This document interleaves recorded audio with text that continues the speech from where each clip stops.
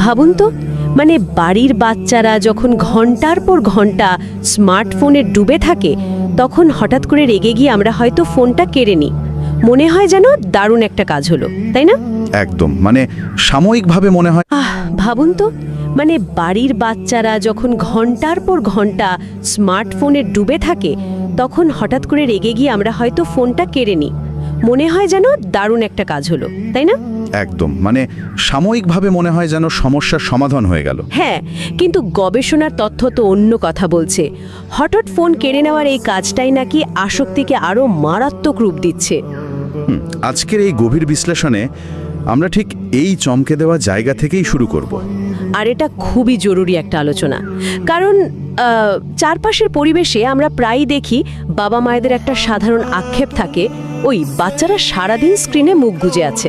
আসল ব্যাপারটা হলো, জ্বর হলে আমরা যেমন কপালে জলপট্টি দিই, তাই না?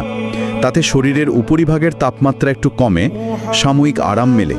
কিন্তু ভেতরের ইনফেকশন সারাতে তো অ্যান্টিবায়োটিক বা গভীর চিকিৎসার দরকার হয়। ঠিক, মানে ডিজিটাল আসক্তি কমানোর বিষয়টাকেও ঠিক এভাবেই দেখতে হবে আমাদের, রাইট?